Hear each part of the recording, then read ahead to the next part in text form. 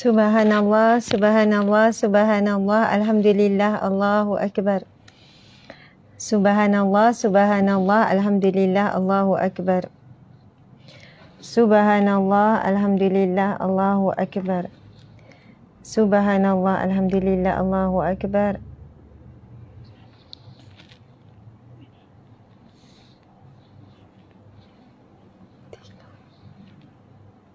Cik rapat atas sikit.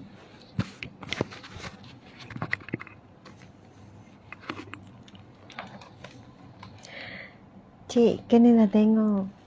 Lainkan orang, lainkan. Subhanallah, alhamdulillah, Allahu akbar.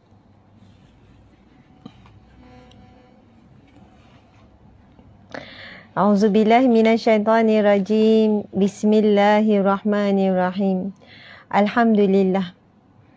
Alhamdulillahi rabbil alamin. Hamdalillah. Salatan wa salaman ala rasulillah. Sayyidina wa maulana wa habibina wa syafi'ina Muhammad ibni Abdillah wa ala alihi wa ashabihi awniyaillah.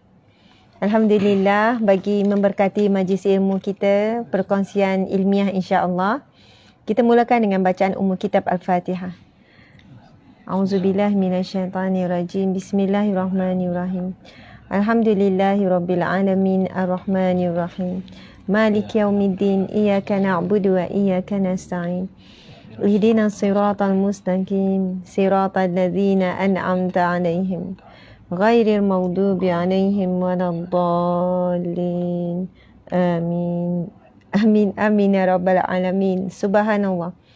Alhamdulillah, pada tengah hari Ahad, yang barakah.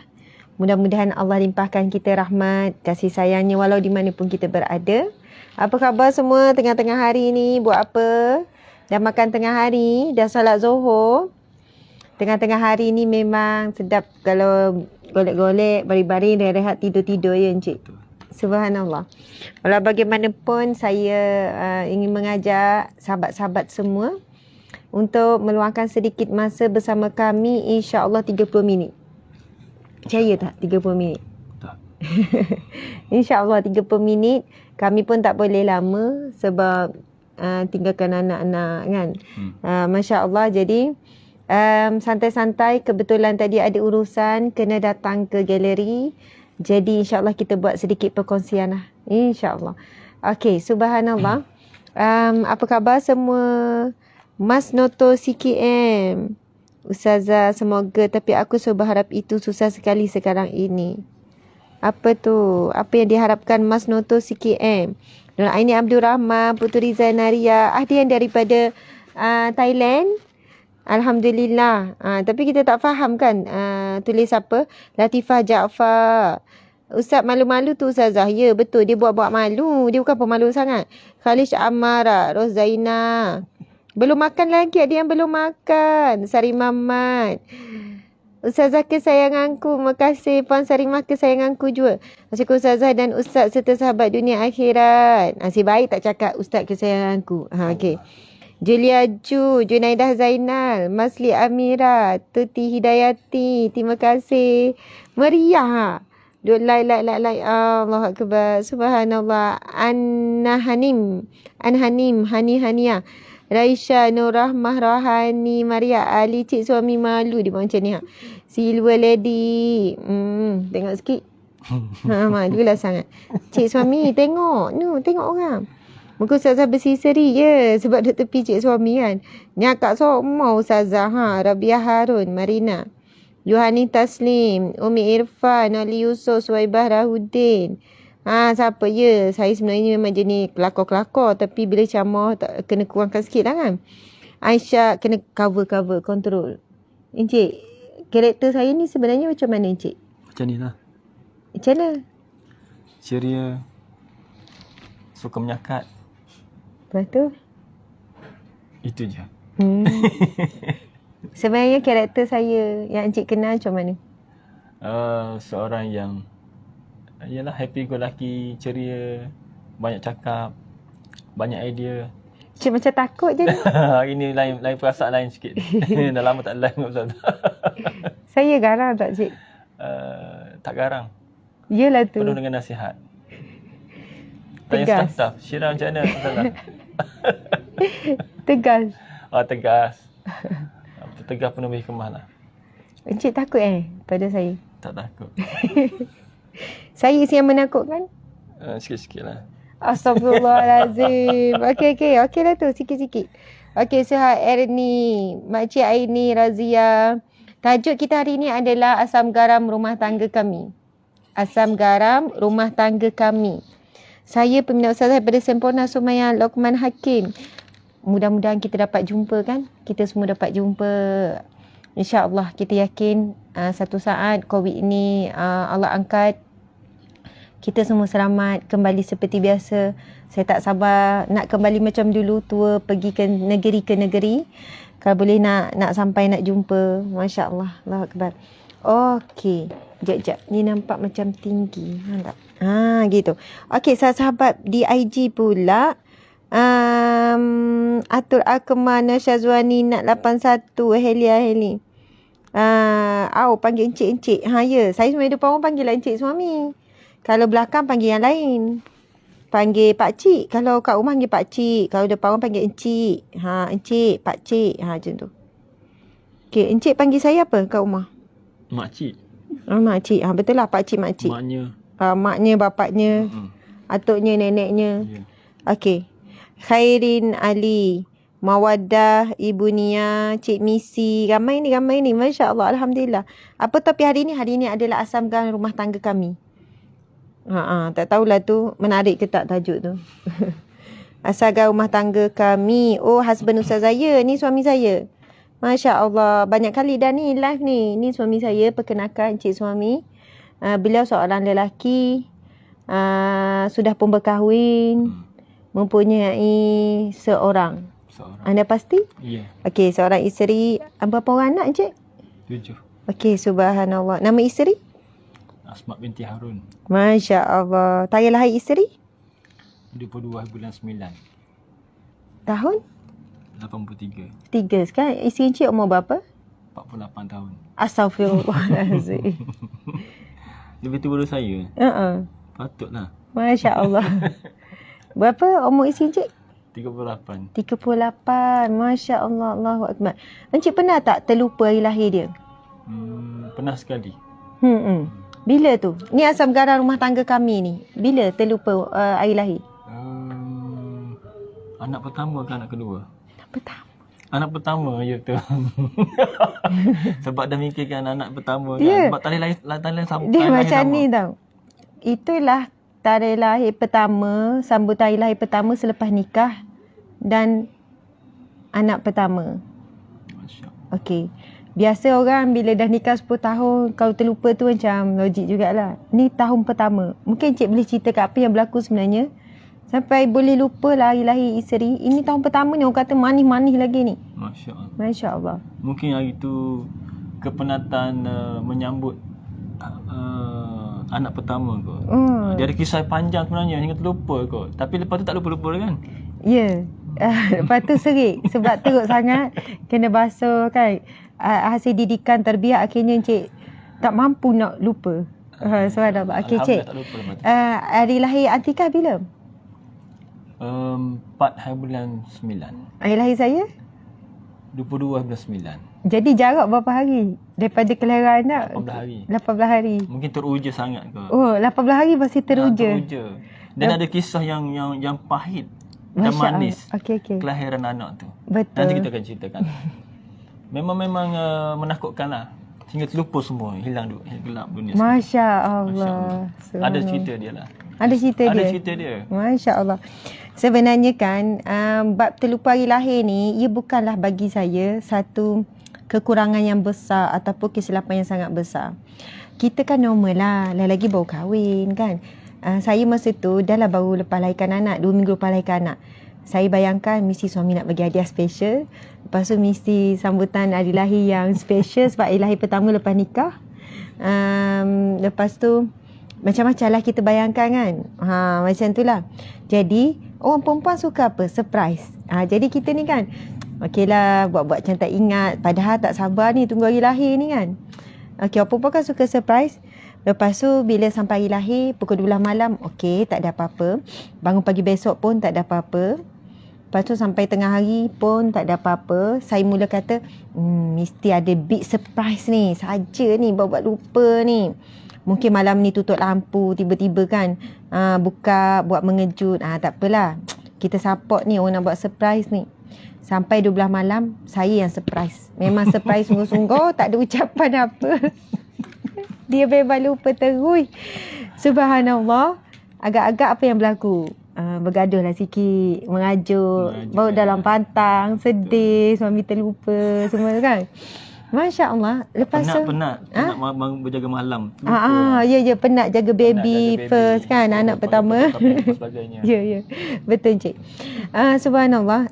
Tapi saya nak share dengan tuan-puan sekalian, bila pasangan kita terlupa perkara penting tentang diri kita, itu bukan ukuran dia sayang dengan tak sayang. Tak.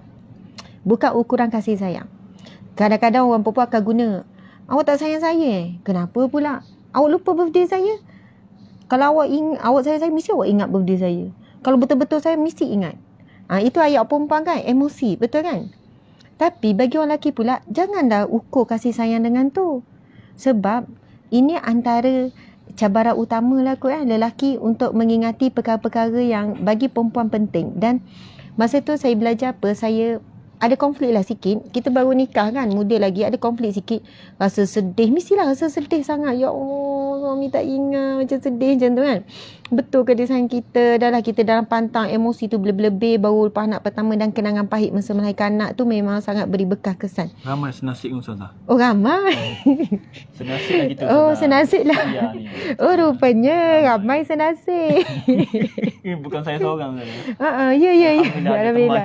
Ada. Cik jangan bimbang. Memang bukan rare pun cik. Ramai. Tahniah suami. Ya, tahniah. Cuma ini bukan saya nak bincang dari sudut perkara sisi negatif. Tidak. Saya nak bincang dari sudut positif.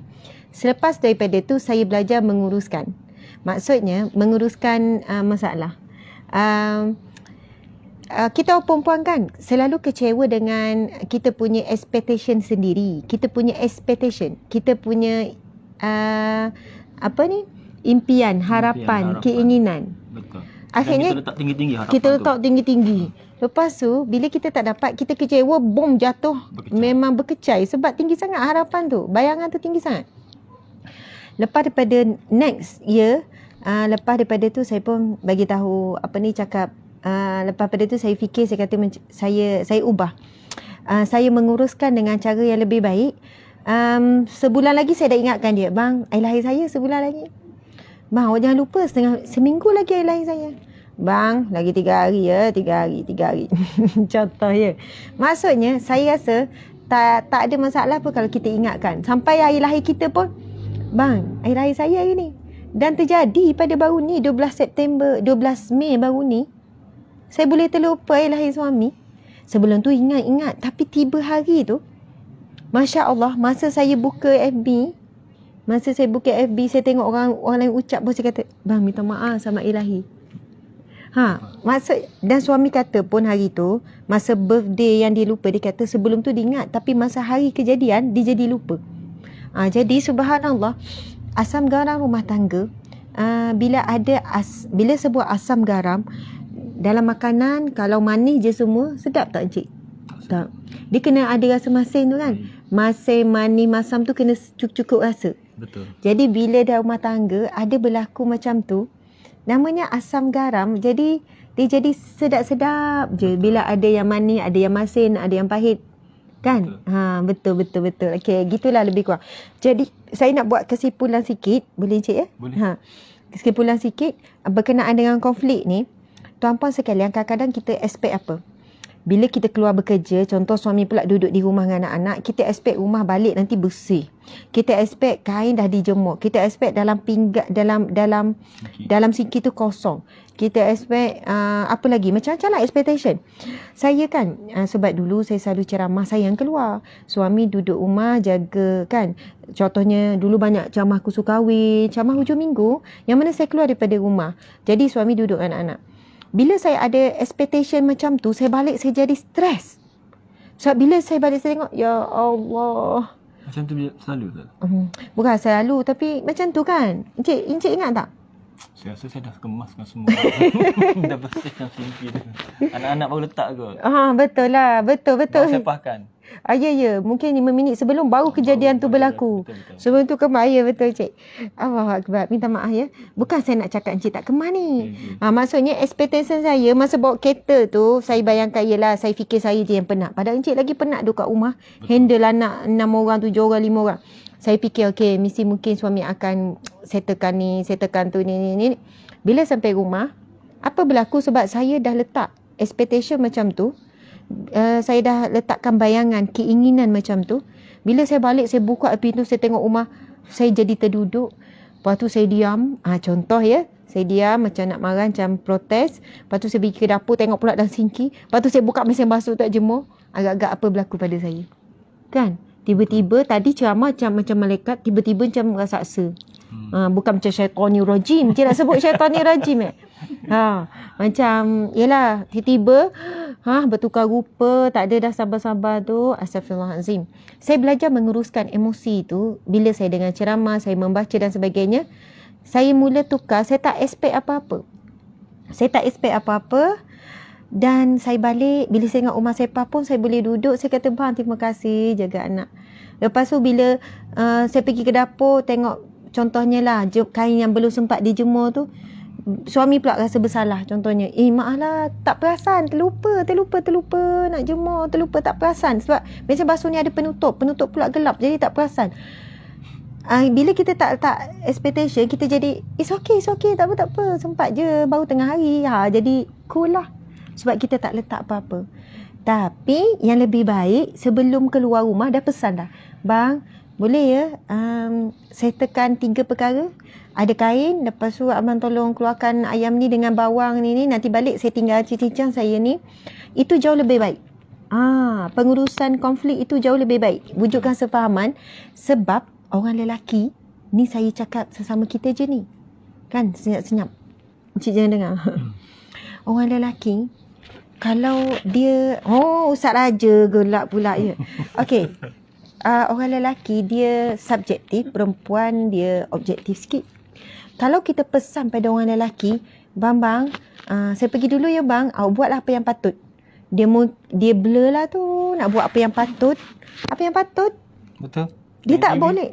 Jadi apa yang patut tengok TV lagi? My Chess dengan anak-anak. Ni selalu suka My Chess dengan anak-anak lagi. Apa yang patut?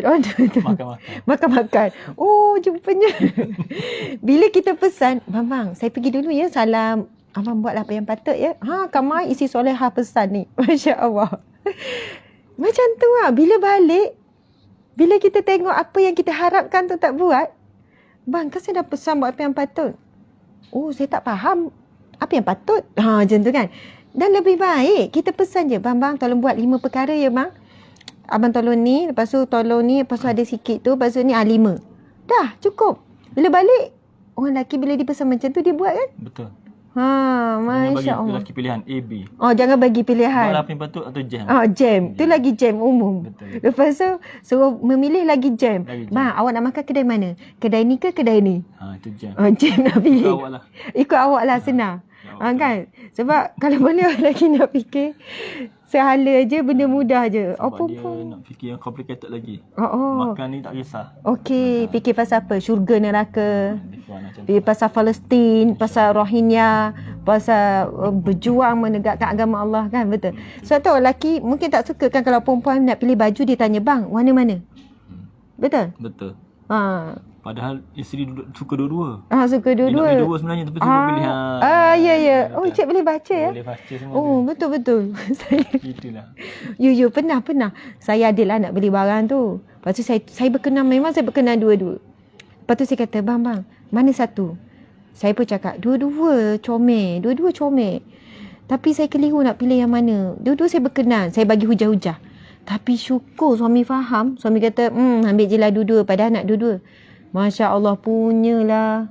Memang. Kadang-kadang cik boleh faham ya. Alhamdulillah. Ya, orang lelaki. Bahasa orang lelaki, bahasa orang perempuan. Okey.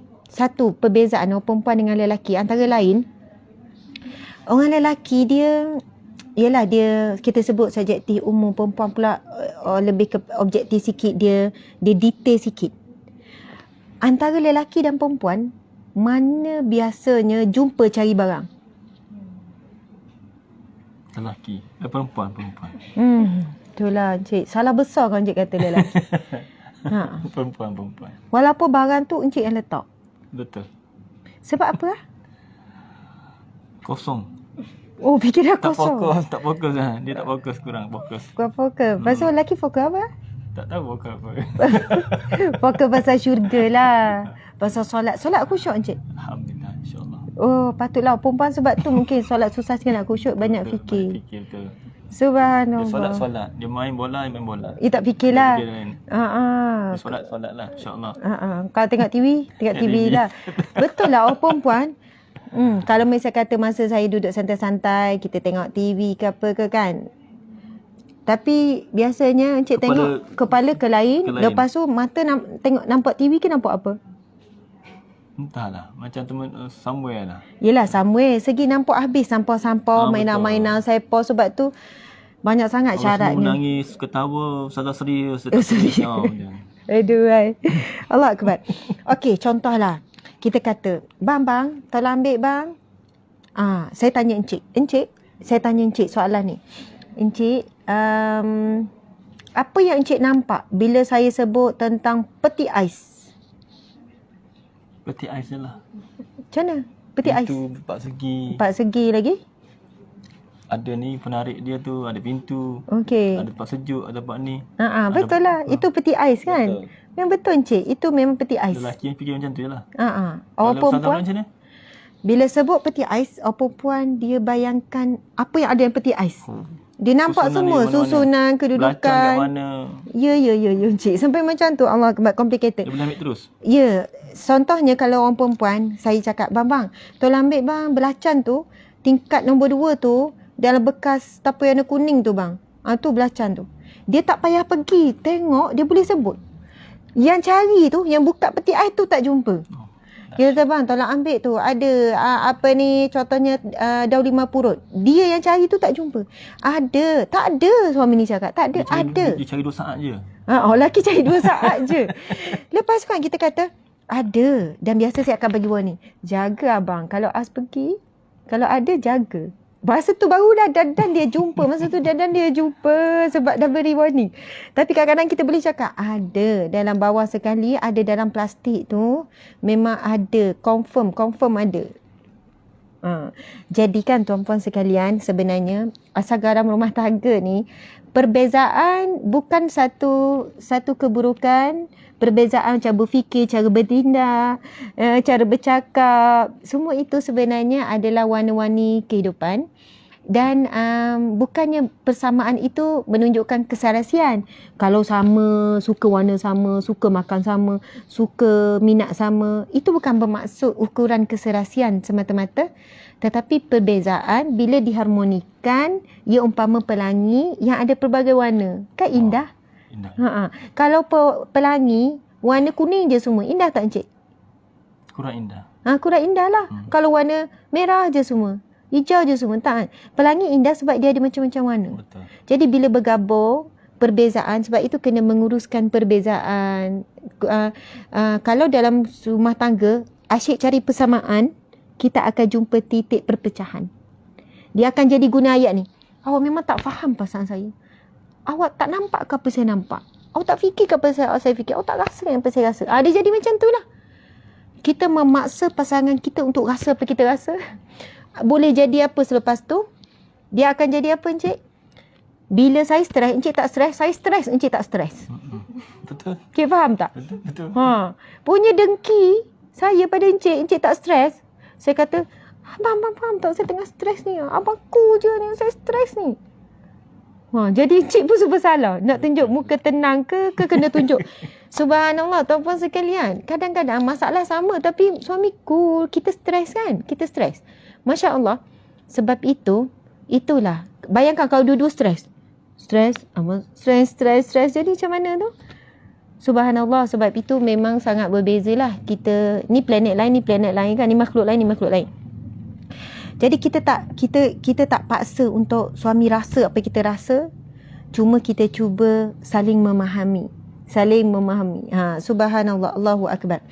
Jadi tuan-puan sekalian, menguruskan perbezaan adalah dengan kita belajar menerima kekurangan. Betul. Belajar menerima seadanya pasangan. Latar belakang keluarga kita berbeza. Kenapa tu?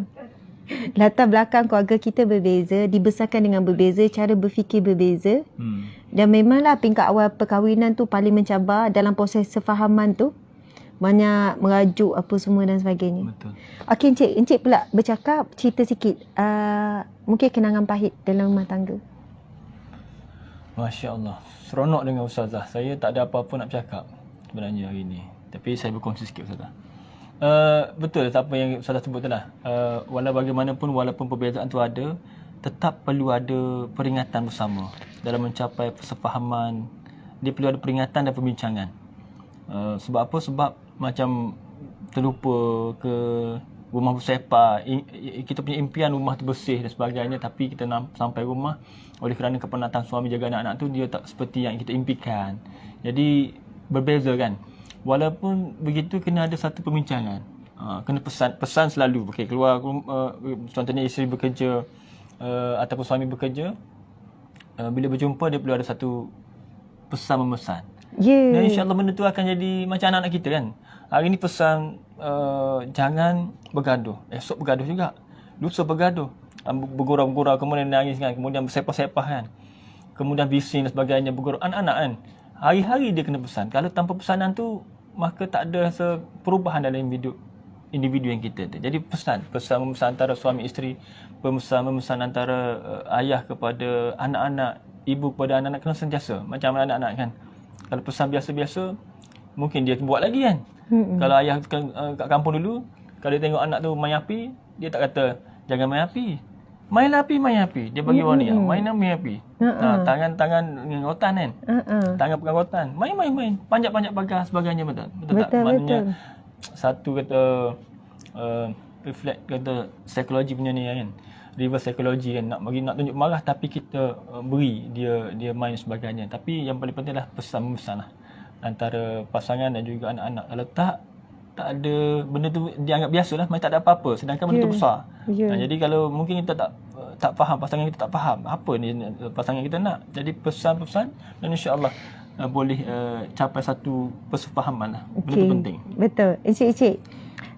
Satu poin penting yang Encik sebut tadi, besar. Benda tu nampak kecil tapi besar.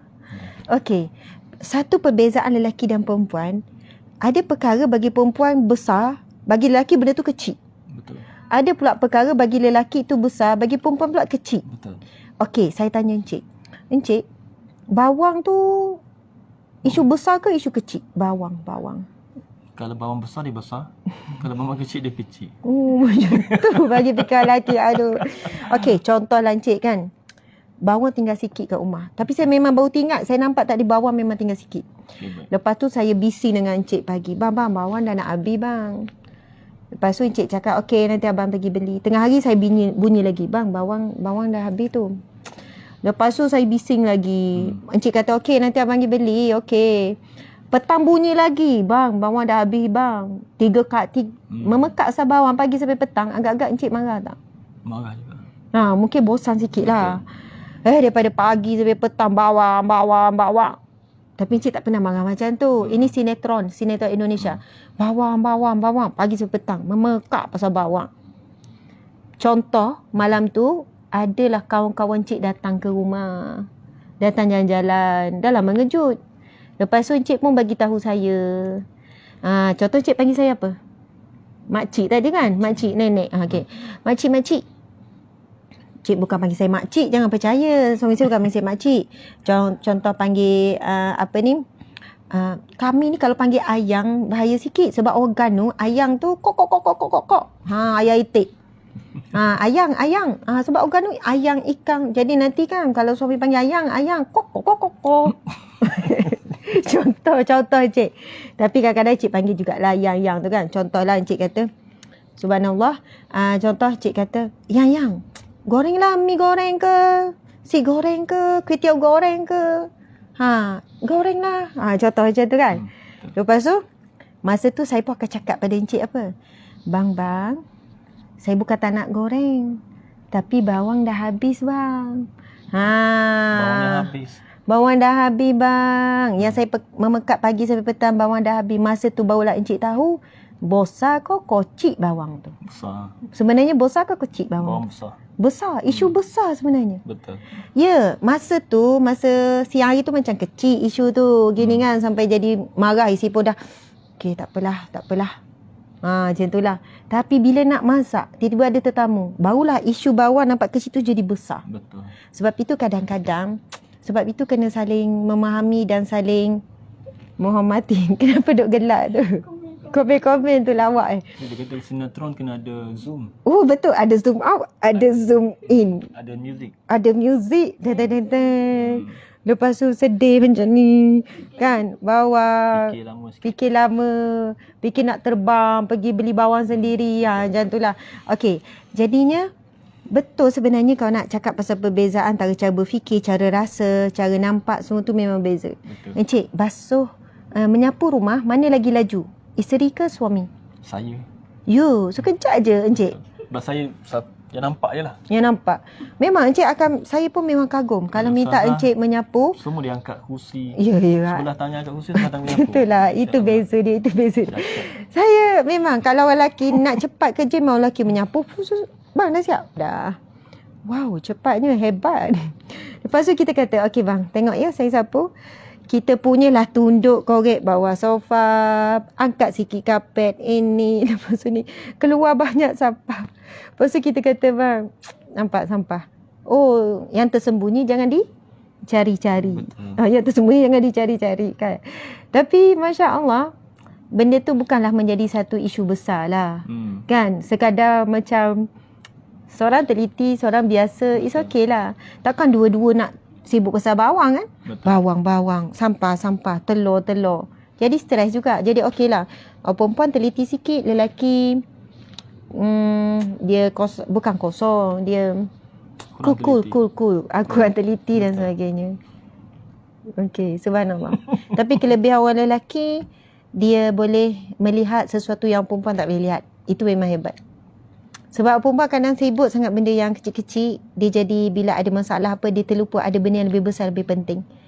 Jadi bila dia mengingatkan kita, kadang-kadang, dan senangnya, saya pun terbayang cik, kalau lah orang lelaki pun teliti, encik pun teliti, saya rasa saya lagi stres.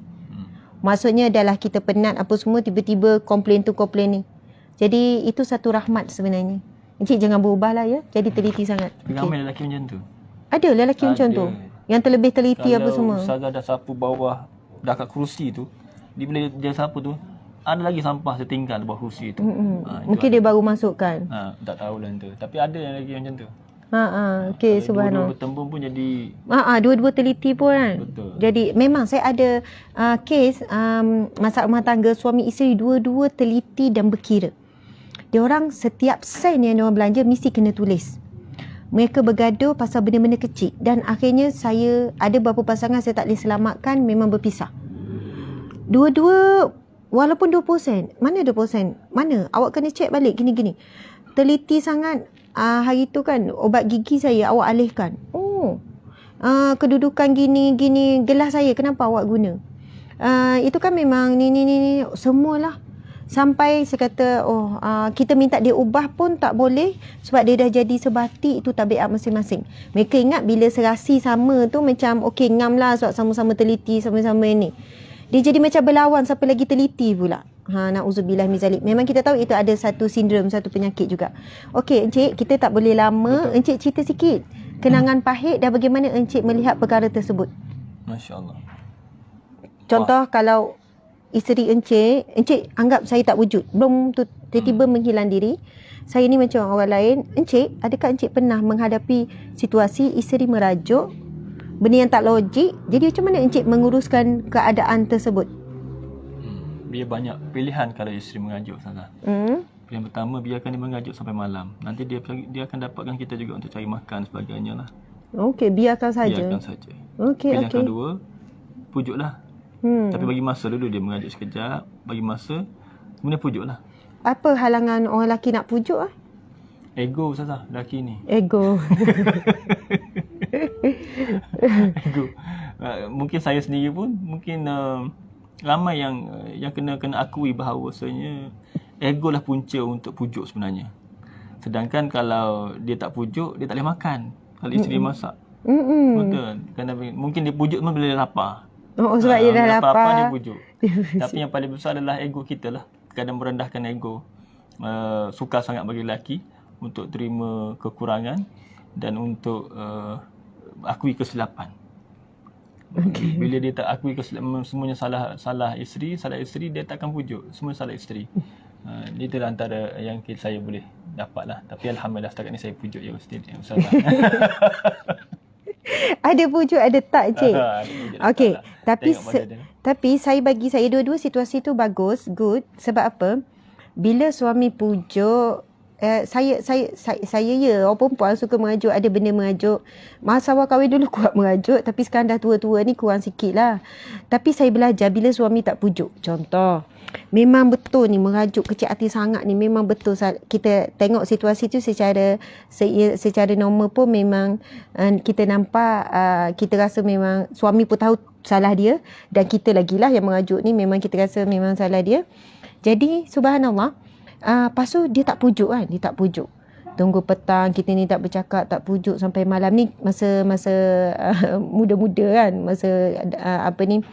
Okey lah, lepas tu ajuk-ajuk dia tak pujuk juga. Kita ni kan dah lapar ni tuan-puan sekalian, dah lapar. Tak pujuk, tak datang, tak pujuk. Lepas tu siap ambil bantal kononnya. Terpengaruh sinetron kan, duduk berteluku, lutut dirapatkan ke badan, lepas tu menangis, kan, lepas tu duduk terlungkup bawah bantal, tak datang juga pujuk. Terbayanglah datang pujuk, sayangku, contohlah kan. Tapi tak datang juga, dah perut berbunyi, dah lapar. Tapi kalau orang merajuk pergi makan, macam batal lah merajuk tu. Betul. Macam tak sah lah merajuk tu kalau tiba-tiba pergi makan kan. Tahan lapar, tiba-tiba dengar ada orang pergi ke dapur makan, geram pula tengok. Kita lapar merajuk, dia makan kenyang kat dapur. Contoh kan. Lepas tu rasa macam ruginya lah jadi orang merajuk. Orang tu makan kenyang je, tak ada efek apa pun. Tak adalah macam termenung, resah gelisah. Tak ada. Orang tu cool. Kan, biasa boleh makan kenyang. Betul. Jadi masa tu kan saya buat apa? Saya pun pergilah senyap-senyap. Lepas tu dia pun tidur kroh. Mengajuk lagi ni. Hamba itu lah dia makan, lepas tu dia tidur selamba. Ya Allah, aku juga yang lapar, lepas tu tak boleh tidur. Encik, saya sebenarnya pergi senyap-senyap ke dapur, makan senyap-senyap. Masya Allah. Lepas tu buat-buat sambung mengajuk. Dan tak tinggalkan kesan. Tidak tinggalkan kesan makan. Lepas tu buat-buat merajuk semula macam tak makan. Mungkin, pagi esok mungkin cik tanya. Encik barulah pujuk sebab fikirkan tak makan lagi. Sebenarnya dah makan senyap-senyap. Sebab kalau tahu, cancel lah merajuk tu, macam tak berkesan sangat. Tetapi bila benda tu dah berlaku banyak kali, tuan-puan sekalian, banyak kali berulang, saya memang tak layan dah saya merajuk. Sebab memang tahu merajuk memang rugi. Betul. Kadang rugi makan. Betul. Kadang rugi apa? Masa timing merajuk tu, timing merajuk tu sebelum drama yang kita suka tengok. Bila merajuk, takkanlah tiba-tiba nak kita tengok, nak buka TV tengok drama, macam tak sah. Merajuk tu jadi terbatal. Macam tak jadi, tak mantap merajuk tu. Jadi lepas tu kan menyesal. Bila esok dah okey, ya Allah, nyesalnya banyak dah terlepas malam, terlepas ni.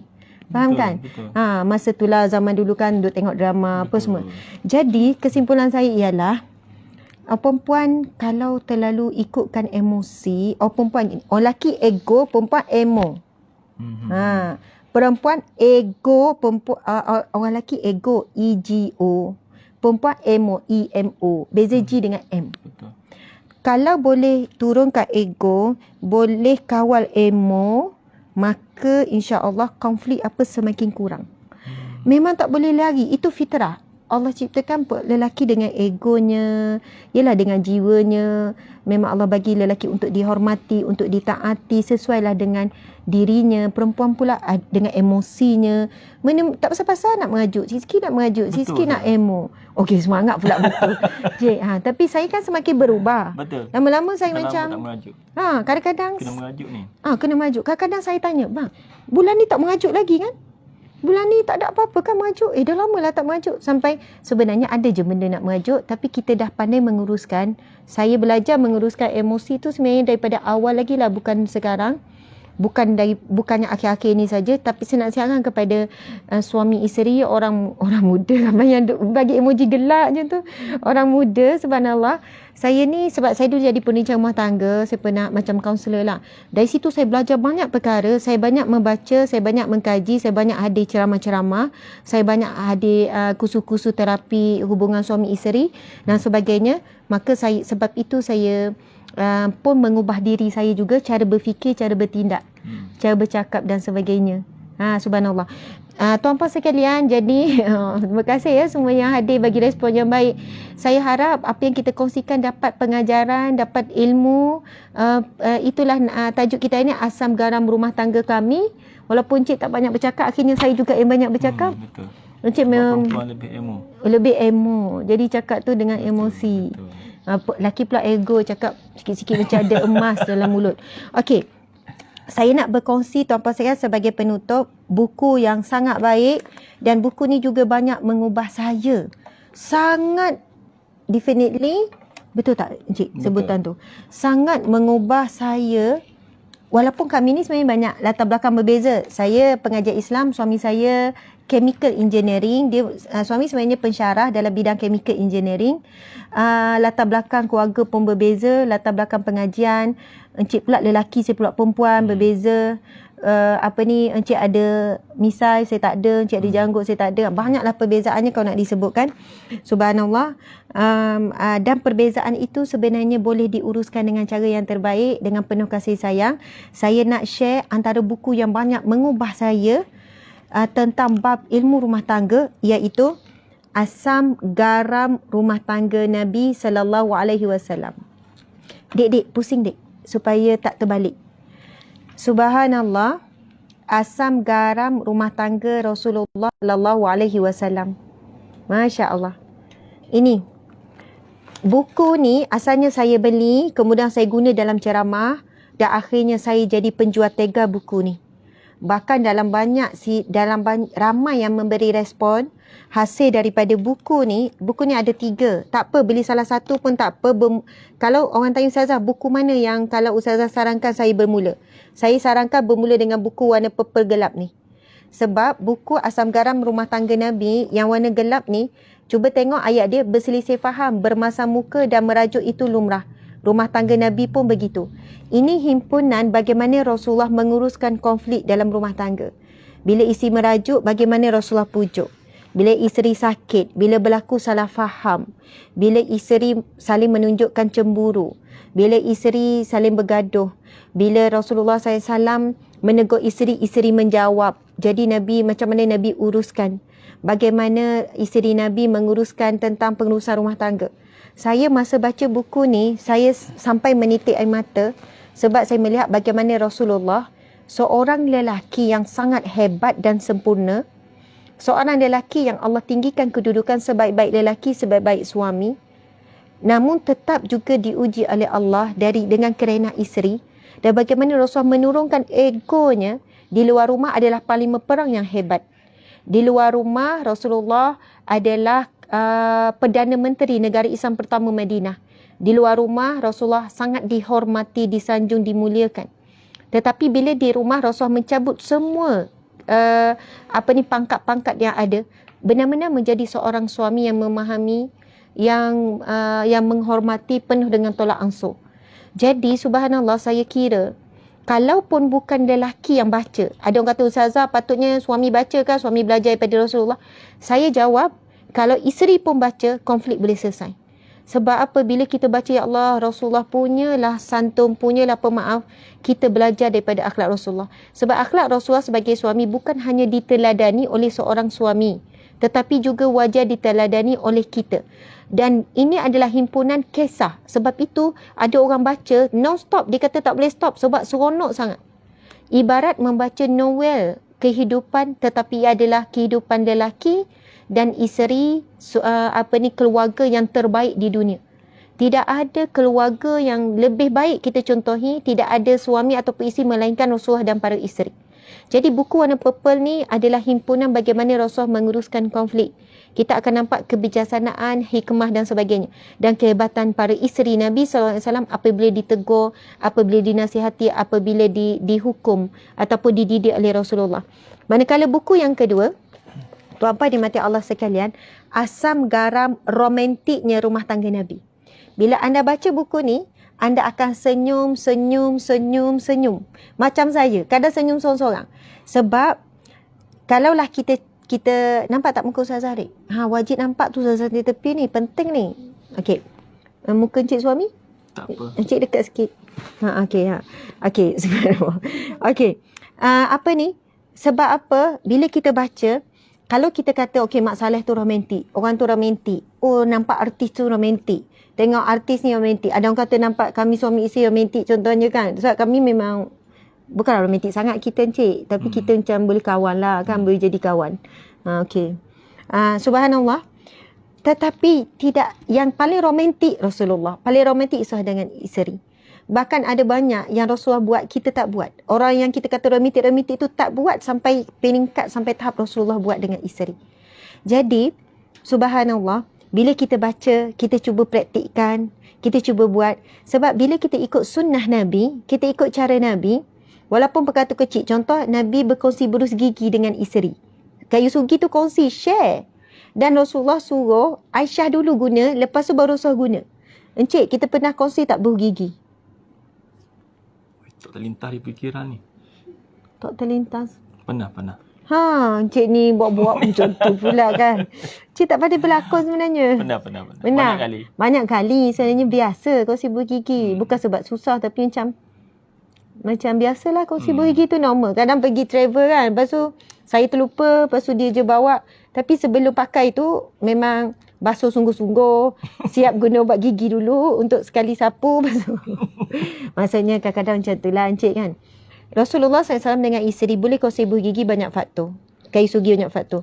Kerana gigi dan mulut Rasulullah dan isteri sangat bersih.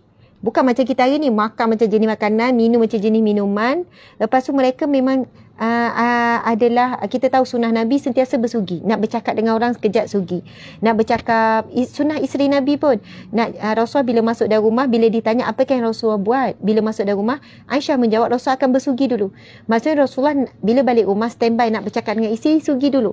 Sentiasa mewangikan mulut. Itu sunnah Nabi. Subhanallah, sebab itu tak heran mereka boleh berkongsi. Kayu sugi tak rasa jijik ataupun geli kotor. Sebab apa?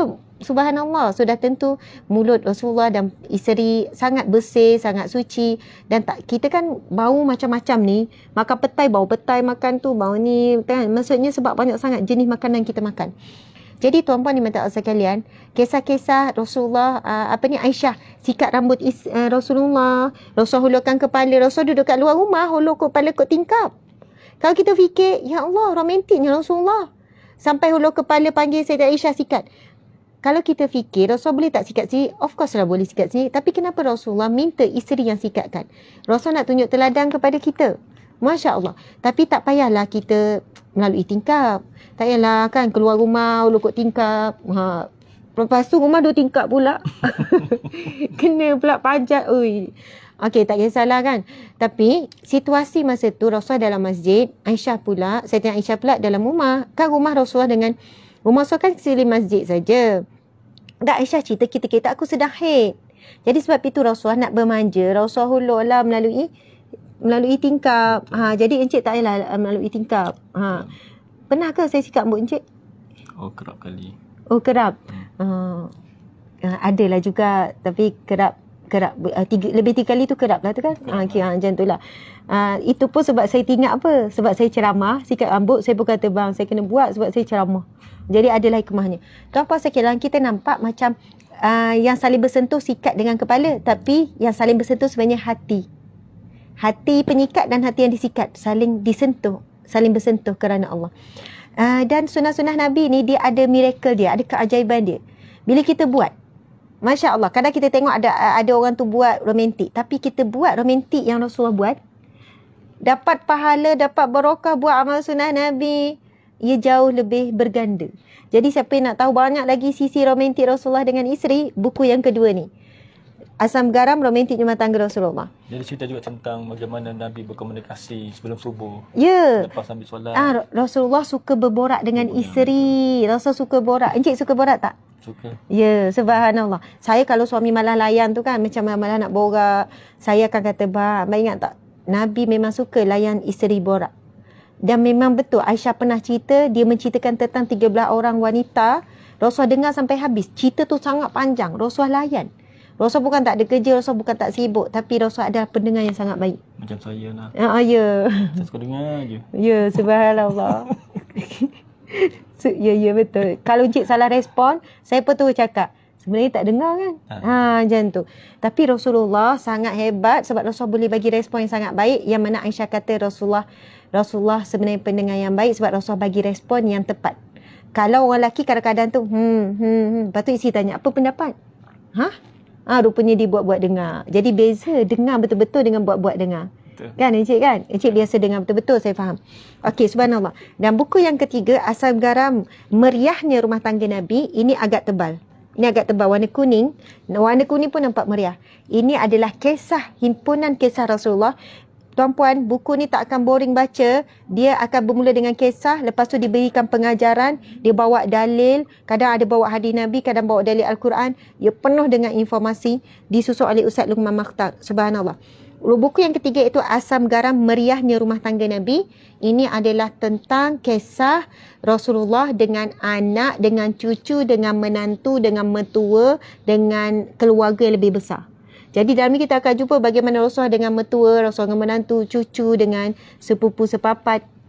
Jadi sebab itu bila meriah dalam rumah tangga Rasulullah yang lebih besar. Masya Allah, saya kira kan tuan-puan dan puan-puan sekalian, apapun masalah kita, apapun konflik dalam rumah tangga, kalau kita berlandaskan ilmu, bukan ego, bukan emo, tapi ilmu, banyak masalah rumah tangga yang boleh diselesaikan. Banyak masalah rumah tangga boleh diuruskan. Subhanallah. Masya Allah. Jadi sekarang kalau siapa beli combo, free postage dan ada jimat RM5. Ustazah, murahnya, sikitnya jimat, tak ya. Tuan-puan sekalian, ini bukan buku kami. Ini kami beli dengan orang. Kami bantu pemudahkan lebih ramai. Encik pegang, ni si Encik ni. Okey. Kami bantu pemudahkan free postage. Kemudian siapa beli combo, kalau sebenarnya harga 300 tapi combo RM95 sahaja. Kemudian dapat free postage. Jadi jimat di situ lebih kurang, kalau 3 ni RM10, lebih kurang RM15 lah jimat macam tu. Tapi tak ada masalah beli satu ni 30. Satu 30. Jadi tak ada masalah, belilah mana-mana.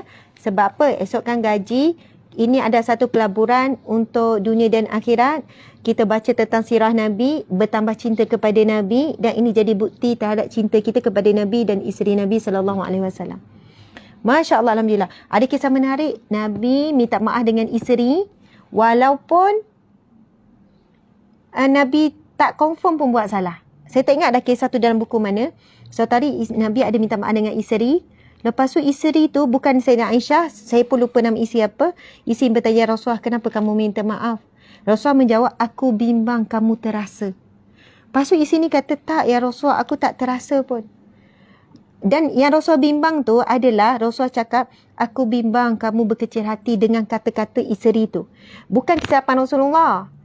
Tapi ada seorang isteri ni cakap macam ni kepada isteri ni. Rasul bimbang isteri kecil hati. Maksud Rasul mohon maaf bukan bagi pihak dia, bagi pihak isteri yang satu lagi.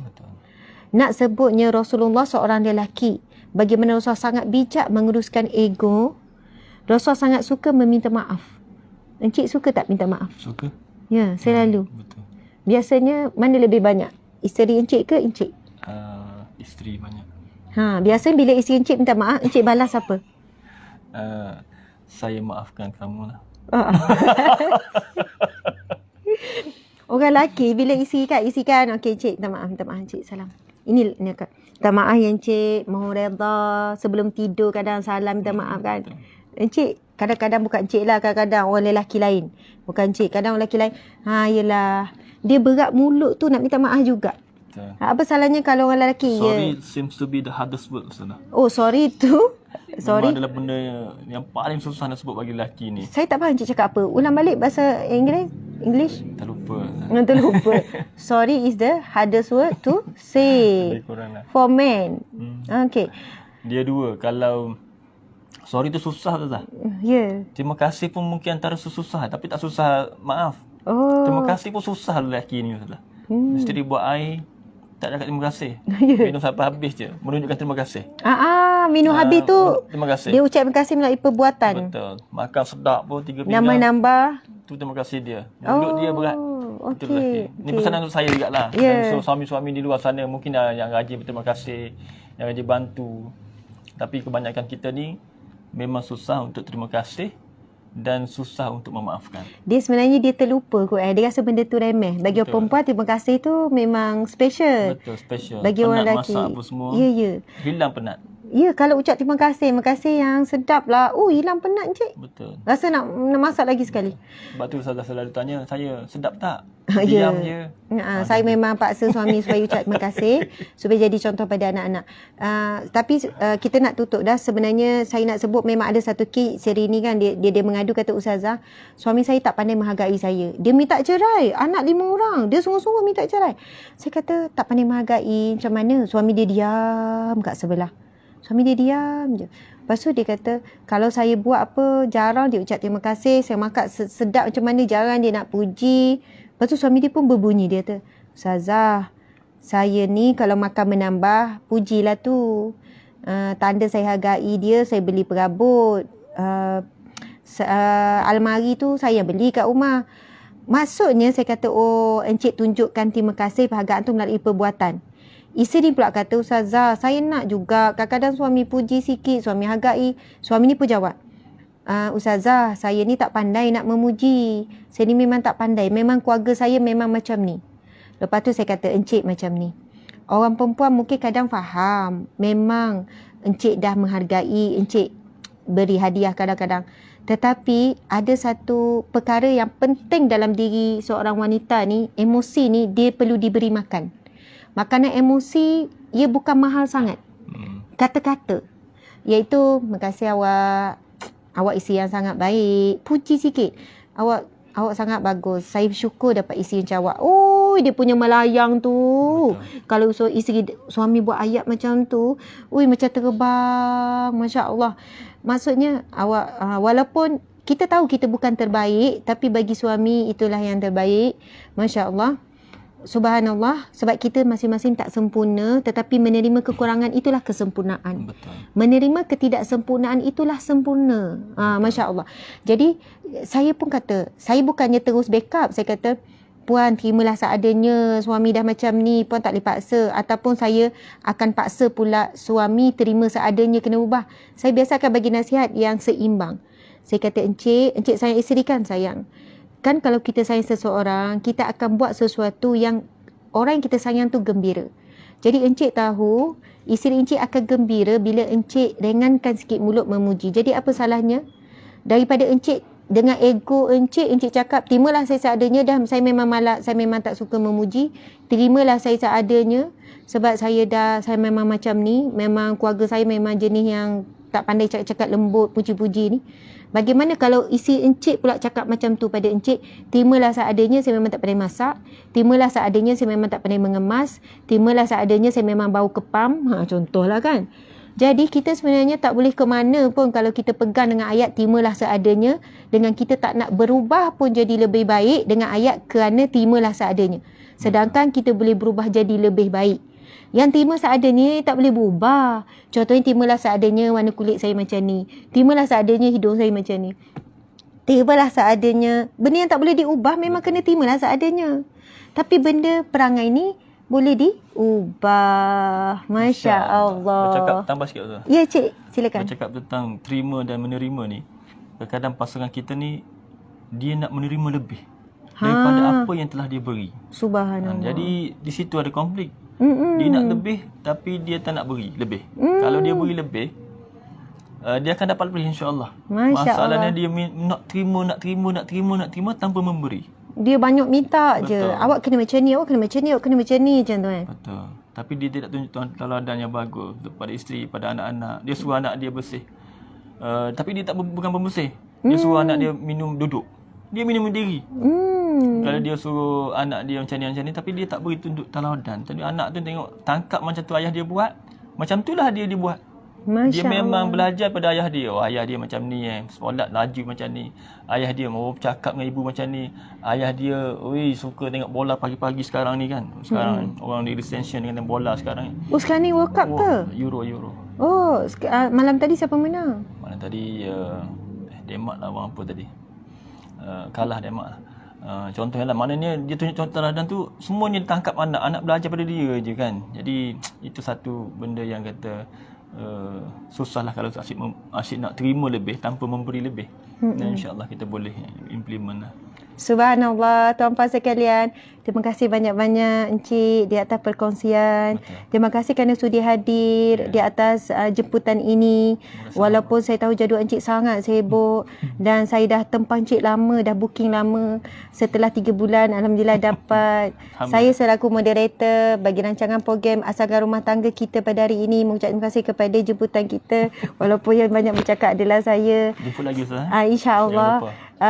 Saya minta Encik sampaikan salam pada isteri Encik dan pada anak-anak. Semoga Encik menjadi suami teladan kepada orang di luar sana. InsyaAllah. Subhanallah. Saya rasa isteri Encik sangat bertuah kerana digunakan suami Betul yang tu. memang betul. Okey, yakinnya, confidentnya. Dia bertuah sangat. Ya, yakinnya kamu. Subhanallah. Alhamdulillah, muslimin muslimat yang mati sekalian, mudah-mudahan dapat pengajaran, dapat sikit ilmu, tip dan sebagainya. Pengisian santai-santai tengah hari petang. Subhanallah. Mohon maaf daripada saya. Encik. Terima kasih daripada saya kena menjemput saya. Ya, sama-sama. Samalah juga kita suami isteri. Alhamdulillah. Terima kasih semua. Mohon maaf. Wabillahi taufiq wal hidayah. Assalamualaikum warahmatullahi wabarakatuh. Kita tangguhkan majlis ilmu kita dengan tasbih kafarah dan surah Wal-Asr. Bismillahirrahmanirrahim. Subhanakallahumma wa bihamdika asyhadu an la ilaha illa anta astaghfiruka wa atubu ilaik. Bismillahirrahmanirrahim. Wal 'asr innal insana lafi khusr illa allazina amanu wa 'amilus solihat wa tawasaw bil haqqi wa tawasaw bis sabr. Sadaqallahul azim. Amin ya rabbal alamin.